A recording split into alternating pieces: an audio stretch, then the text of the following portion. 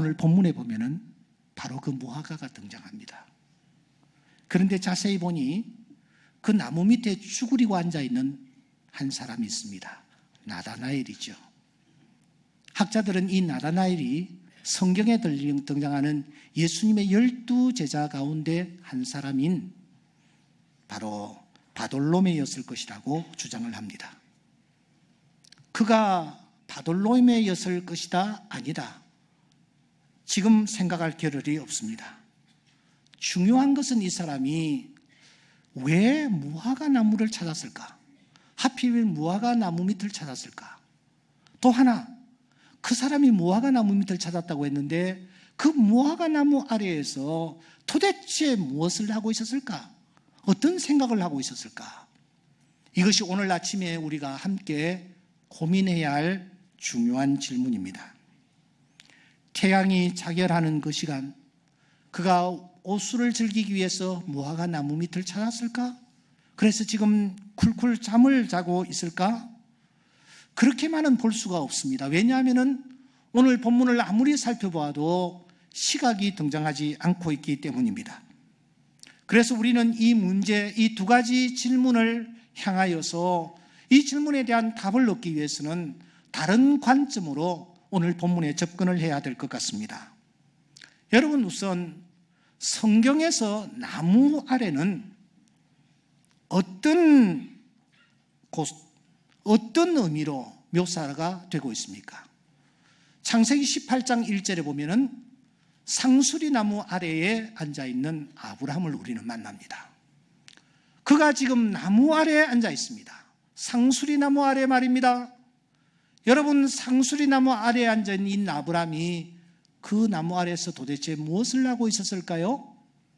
창세기 18장을 앞뒤를 쫙 살피면은 우리는 아브라함이 그때 그 나무 밑에서 무엇을 하고 있었는지를 정확하게 알 수가 있습니다. 그는 나이가 어느덧 99이 되어버렸습니다. 마음에 간절한 소원이 있었습니다. 애 낳는 그 말입니다. 그런데 그 아기가 생기지 않는 것입니다. 이미 경수가 끊어지고 더 이상 소망이 없습니다. 이렇게 내 인생이 끝나는 것인가? 하나님의 말씀에 순종하여 갈대아 우르에서 하란으로 그리고 다시 이 가나안 땅에 흘러 들어왔는데 이제는 자손도 없이 내가 내 생을 끝내야 되는가? 라고 고민하면서 그가 지금 상수리 나무에 앉아 있는 것입니다. 그러므로 이 아브라함에게 있어서 상수리 나무 아래는 고민의 자리입니다. 한 걸음 더 나아가서 열왕기상 19장 4절에 보면은 로뎀나무 아래에 앉아있는 한 사람을 만납니다. 이 사람은 엘리야였습니다. 그는 한때 힘있게 능력있게 주의 일을 감당했습니다. 아합과 이세벨 권력층과 싸웠습니다. 바알의 선지자, 아세라 선지자들과 싸우기도 했습니다. 그런데 이제는 지쳐버렸습니다. 지친 그가 로뎀나무를 찾아 그 아래 앉아있는 것입니다. 그는 이렇게 말합니다. 여호와여 넉넉하오니 지금 내 생명을 거두시옵소서. 무슨 말입니까? 더 이상 살고 싶지 않다라는 것입니다. 번아웃된 상태입니다. 스스로 자결은 할 수가 없고 하나님 이제 내 생명 거두어 가 주십시오. 그런 마음으로 앉아있는 자리가 로뎀나무 아래입니다. 아가스에 보면은 8장 5절에 사과나무 아래에 앉아있는 한 여인이 등장합니다. 그 여인은 그 사과나무 아래는 고생한 곳, 어머니가 고생한 곳, 너를 낳은 자가 애쓴 그곳이라고 묘사하고 있습니다. 그러니까 이 사과나무 아래는 인간이 겪을 수 있는 가장 큰 고통, 그 고통을 우리는 해산의 고통이라고 하는데 육체에 엄습하는 그 고통이 끊임없이 나를 향하여 달려오는 현장, 그 현장을 사과나무 아래라고 표현하는 것입니다. 한 걸음 더 나아가서 여러분 예레미야서 3장 6절에 보면은 푸른 나무 아래가 등장합니다. 이 푸른 나무 아래는 어떤 곳입니까? 이스라엘 백성들이 하나님을 떠나 범죄한 현장입니다. 성경은 거기서 행음했다.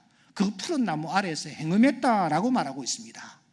그러니까 여기 푸른 나무 아래는 하나님의 자녀들이 하나님의 말씀을 떠나 범죄한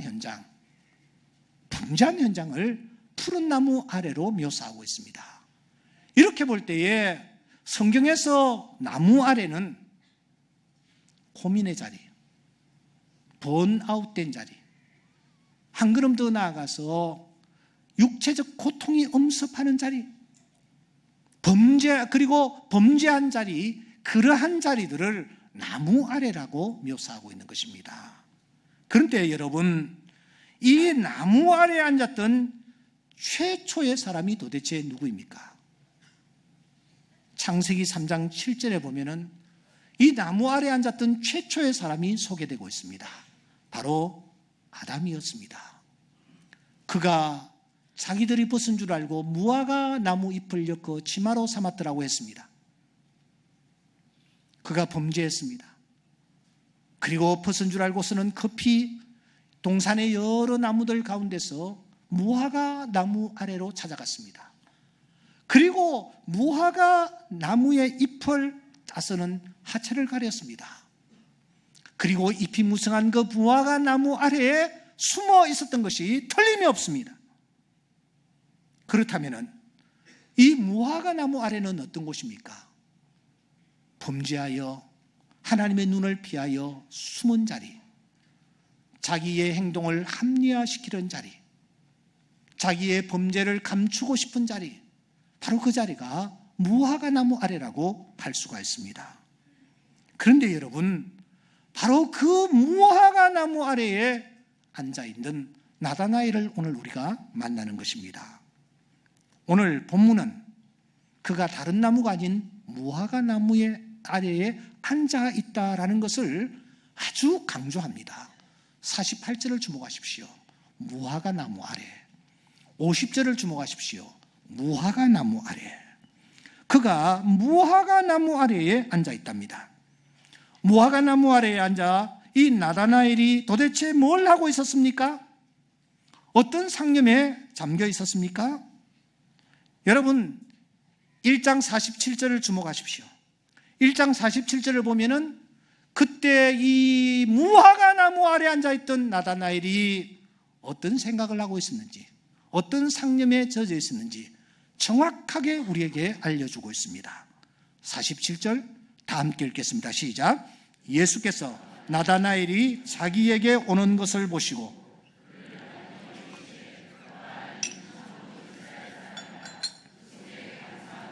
눈을 떼지 마시고 본문을 보세요. 우리가 이 본문을 향해서 질문을 던졌습니다. 무화과 나무 아래에 이 나다나엘이 무엇을 하고 있었던가 라는 질문을 던졌습니다. 그 질문에 대한 답이 47절이란 말입니다. 뭘 하고 있었습니까? 뭘 하고 있습니까, 여러분? 본문을 자세히 한번 보십시오. 이 47절은 예수님께서 나다나엘들을 하신 말씀입니다. 예수님이 누구십니까? 나다나엘의 중심을 꿰뚫어 그의 내면 세계를 들여다보고 계시는 분이십니다. 그분이 하신 말씀입니다. 이렇게 말씀하십니다. 이 사람 진짜 이스라엘 사람이다. 그 속에 간사한 것이 없다. 그렇게 말하고 있잖아요. 여기 간사하다라는 말을 주목해야 합니다. 이 말이 의미하는 바가 무엇입니까? 간사하다라는 말은 헬라어로 돌로스라는 말입니다. 이 돌로스라는 단어는 교활하다, 속임이 많다, 꾀부림이 심하다, 엄흉하다, 다시 말하면 자기를 합리화시키고 있다, 그런 뜻을 담고 있습니다. 여러분, 엄흉하다, 엄흉하다, 꾀부림이 심하다, 누가 떠오릅니까? 누가 떠오릅니까? 내 위에 누군가가 탁 떠올라야 돼요. 누가 떠오릅니까? 바로 에덴 동산의 아담입니다. 아담이 떠올라야 합니다. 이 아담은 정말 간사했습니다. 이 사람은요, 자기가 죄를 범했을 때에 그는 어떻게 하면 이 죄를 숨길 것인가 급급했습니다. 그래서 무화과 나무 잎을 가리면은 내 허물이 감추어지겠지라고 생각하고 나무 밑을 찾아갔고 무화과 잎을 뜯어서 자기의 하체를 가렸던 것입니다. 그리고 숨어 있으면 하나님이 보지 않을 것이라고 생각했습니다. 그리고 하나님이 찾아오셔서 아담아 내가 무엇을 하느냐 했을 때에 이렇게 자기를 합리화시키는 행동을 그 무화과 나무 밑에서 하고 있습니다. 여자 하나님이 나에게 주셔서 같이 살게 않고 여자가 어땠고 저땠고 하면서 자기의 행동을 합리화시키고 있는 것이 바로 이 아담입니다. 그는 참으로 간사했습니다. 그런데 여러분, 오늘 이 본문에 등장하고 있는 나다나엘을 보십시오. 예수님께서 그 나다나엘을 보시면서 무엇이라고 말합니까? 이 사람은 뭐요? 간사한 것이 있다 없다? 없다. 간사한 것이 없다. 이 말의 뜻이 무엇입니까? 그가 의롭다는 뜻입니까? 천만의 말씀이에요. 이 말씀의 뜻은 이것입니다. 이 사람도 무언가 죄책감이 있고 허물이 있어서 무화과 나무 밑을 찾았다. 그런데 이 사람은 거기에서 아담처럼 자기의 행동을 합리화하기 위해서 방법을 그 무화과 밑에서 그가 방법을 찾으려고 애쓰지 아니했다 그 뜻입니다. 그는요 그 무화과 나무 밑에서 갈등을 느끼고 있는 거야. 내가 하나님의 자녀로서 신앙생활을 여기까지 하면서 내가 아브라함의 후예라고 하면서 내가 이것뿐인가? 내가 집사로서, 내가 장로로서, 내가 목사로서 이 정도밖에 되지는 않는가? 그는 지금 그 나무 밑에서 갈등하고 있는 것입니다. 그를 바라보시면서 그 중심을 바라보시면서 그래서 주님께서 이 사람은 간사한 것이 없다 그렇게 말씀하시는 거예요. 원하는 바 선은 행치 아니하고 원치 아니하는 바 악을 행하고 있다. 오라 누가 이 사망의 몸에서 나를 건져내랴. 그는 탄식하고 있었단 말입니다. 이게 간사함이 없다라는 뜻입니다. 그런데 우리가 이 사건과 관련하여 더 들여다보아야 할 중요한 주제가 하나 있습니다. 그것은 이렇게 갈등하고 고민하고 있는 이 나다나엘을 향하여 누가 제일 먼저 찾아왔는가 하는 것입니다. 여러분, 누가 제일 먼저 찾아왔습니까? 대답 좀 하세요. 누가 찾아왔습니까? 누가 찾아왔어요? 이럴 때 안타 좀 치세요. 누가 찾아왔습니까? 빌립이 찾아왔습니다. 그런데 여러분, 진정 빌립이 먼저 찾아왔습니까? 45절을 주목하십시다. 45절에 보시면 빌립이 나다나엘을 찾아 그렇게 말하고 있습니다. 문맥상으로는 빌립이 먼저 찾아간 것이 틀림이 없는 듯 해 보입니다. 그러나 본문은 아니라고 합니다. 빌립보다 먼저 무화과 나무 밑에 찾아간 분이 계십니다. 그의 영적 고통을 읽으시면서 찾아가신 분이 계십니다. 그분이 누구이십니까? 48절을 주목하십시오. 예수님이십니다. 우리 다 같이 한번 읽어보겠습니다. 시작. 나다나엘이 이르되 어떻게 나를 아십니까? 예수님께서 대답하셨다. 빌립이 너를 부르기 전에 내가 무화과 나무 아래에 있을 때에 보았노라. 누가 먼저 찾아갔습니까? 예수님이 먼저 찾아가셨습니다. 오늘 이 본문은 예수님이 먼저 찾아가셨다라는 것을 강조하고 있습니다. 빌립이 너를 부르기 전에, 빌립이 너를 찾아가기 전에 내가 무화과 나무 아래에 앉아있는 너를 먼저 찾아갔노라고 주님이 말씀하십니다. 그런데 참 이상합니다. 참 이상합니다. 주님이 빌립보다 먼저 나다나엘을 찾아가셨습니다. 그런데 놀라운 사실은 그때 먼저 찾아가신 주님이 이 나다나엘을 콜링하지 아니하셨다는 것입니다. 부르지 아니하셨다라는 것입니다. 대신 누구의 마음속에 예수님의 마음을 심어 주었습니까? 빌립의 마음에 예수님의 마음을 심어 주었어요. 하늘 영광 버리고 이 땅에 죄인들을 찾아오신 그 예수님께서 당신의 그 마음을 빌립의 마음에 심어 주었습니다. 빌립이 누구입니까? 빌립은 나다나엘보다 예수님을 먼저 만난 사람입니다. 예수님을 먼저 만난 이 빌립의 마음속에 예수님을 만나서 얘기를 나누고 예수님과 교제하고 예수님의 말씀을 듣는 그 마음속에 하나님 주님께서 나다나엘을 찾아가야 되겠다라는 마음을 심어주셨습니다. 이것은 오늘 우리에게 대단히 중요한 메시지를 던져줍니다. 예수님을 만난 사람에게는 예외 없이 빌립의 마음속에 심어 넣어주셨던 그 마음을 주신다라는 것입니다. 여러분, 40절을 주목하십시오. 여기엔 안드레라는 사람이 등장하고 있지 않습니까? 이 안드레가 누구보다 먼저 주님을 만났느냐? 베드로보다 먼저 주님을 만났습니다. 그때 안드레가 41절에 보시면 그가 먼저 자기의 형제 시몬을 찾아 말하되, 이 안드레가 주님을 만나서 얘기를 나누는 중에 그 마음속에 내가 만난 이 예수님을 내 형제 시몬에게 내가 전해야 되겠다, 소개해야 되겠다 하는 마음이 생겼다는 말입니다. 그래서 그 마음을 가지고 형제 시몬을 찾아갔습니다. 앞으로 우리가 다루게 되겠습니다만 요한복음 4장에 보시면 수가성 여인의 사건이 등장합니다. 이 여인은 남편을 5이나 거느렸던 여인이지 않습니까? 그 여인이 만족을 얻지 못하고 우물가에 갔을 때에 한 분을 만납니다. 예수님이셨습니다. 예수님을 만나는 순간 그분이 바로 구원자요, 메시아요, 우리의 생수라는 사실을 그가 확인했습니다. 그때 그녀에게 어떤 액션이 튀어나왔습니까? 4장 28절에 보니 여자가 물동이를 버려두고 동네로 들어가 사람들에게 이르되, 내가 행한 모든 일을 내게 말한 사람을 와서 보라, 이는 그리스도가 아니냐? 주체할 수 없는 마음이 내 마음에서 막 솟아나는 거예요.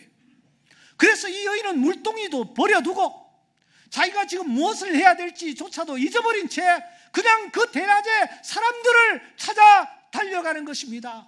모두 다 더운 여름 오수를 즐기고 있을 때 문을 막 두드리며 깨웁니다. 그리고 자기가 만난 예수 그리스도를 그 사람들에게 전하는 것입니다. 예수님께서 가라고 말씀하지 않았습니다. 그런데 그 마음속에 주체할 수 없는 마음, 내가 만난 예수 그리스도를 증거해야 되겠다는 마음, 그 마음, 바로 예수님의 마음, 그 마음이 그 안에서 솟아났기 때문에 안드레는, 수가성 여인은, 그리고 오늘 이 본문에 등장하는 빌립은 그런 행동을 했던 것입니다. 사랑하는 여러분, 우리는 여기에서 중요한 사실 하나를 발견합니다. 예수님을 만난 사람은, 진정으로 예수님을 만나고 예수님의 음성을 들은 사람은 나도 모르게 내 안에 예수님의 마음이 들어옵니다. 그 마음은 다른 마음이 아닙니다. 내가 이 우리에 들지 아니하는 다른 양들을 내게로 인도하여야 할 터이니 라는 바로 이 주님의 마음입니다. 문 밖에 서서 당자가 돌아오기를 기다리는 그 아버지의 마음입니다.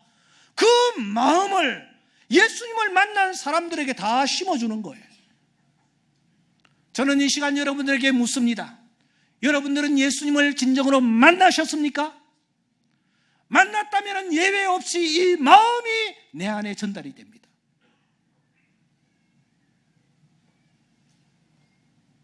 이런 마음을 가지지 못한 자들이 있기 때문에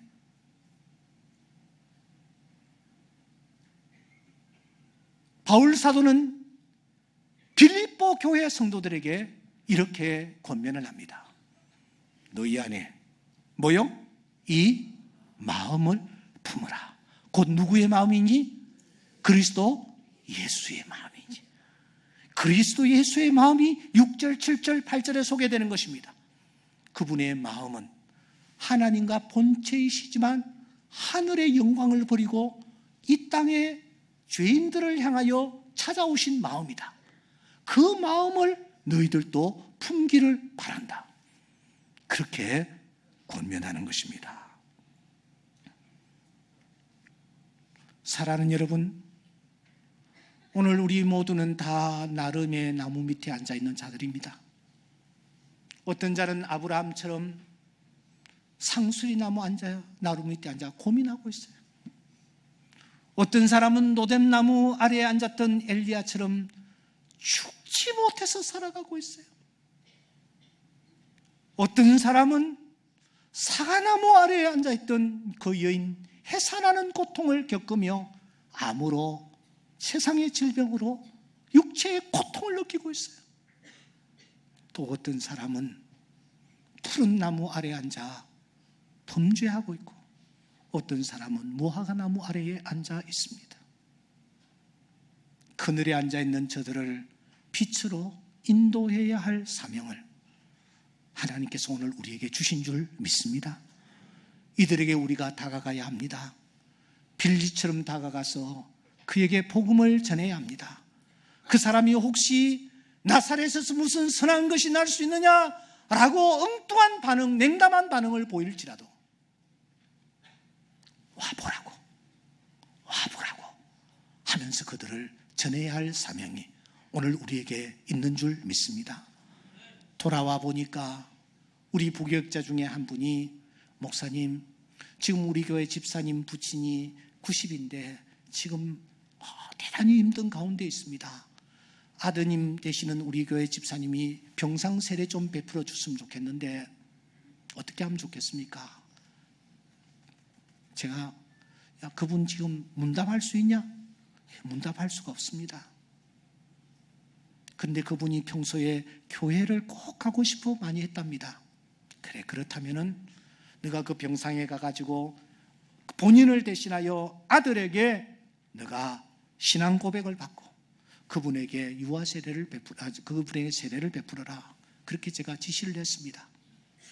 예, 목사님, 토요일 날 제가 가겠습니다.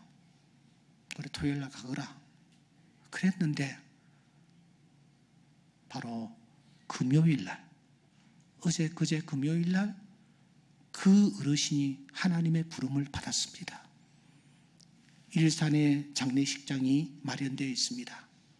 생명이 나에게 있는 것 아닌 것 같아요. 내 스케줄대로 움직이는 것이 아닌 것 같아요. 하나님이 부르시면은 가야 할 인생이 우리들인 줄 믿습니다.